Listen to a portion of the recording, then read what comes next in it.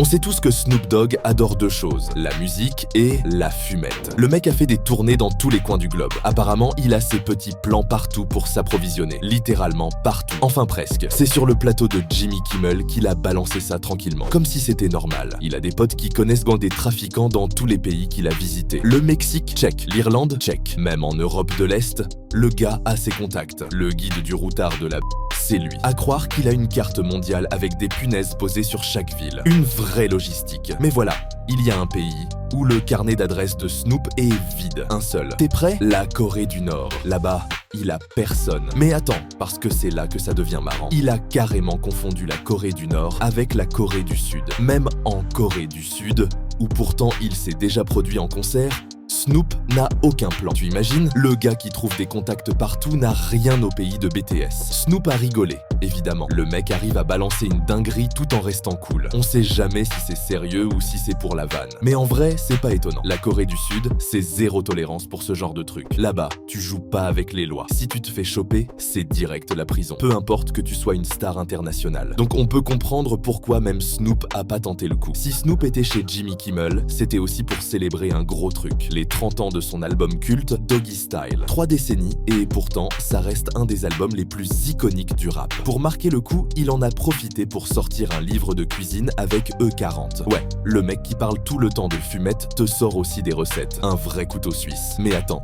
c'est pas tout. Comme on parle de Snoop Dogg, il y a toujours un délire en plus. Pour ses 53 ans, le 20 octobre, Jimmy Kimmel a carrément déclaré ce jour férié en l'honneur de Snoop. On a vu le pape remercier Snoop pour son influence spirituelle et Joe Biden applaudir son héritage culturel. Totalement faux, bien sûr, mais avec Snoop, plus c'est gros, mieux c'est. Et là où il a encore fait parler de lui, c'est pour les JO de Paris 2024. Il a été la star des commentaires. T'imagines Snoop commenter l'escrime ou le plongeon avec son flow habituel? C'est exactement ce qui est arrivé. C'était du grand Snoop. Le mec arrive à rendre intéressante n'importe quelle discipline avec ses vannes. Même ceux qui n'avaient rien à faire des JO se sont mis à regarder juste pour lui. Mais du coup, la question reste. Est-ce qu'un jour, Snoop trouvera un plan en Corée du Sud? Honnêtement, même lui a l'air d'avoir lâché l'affaire.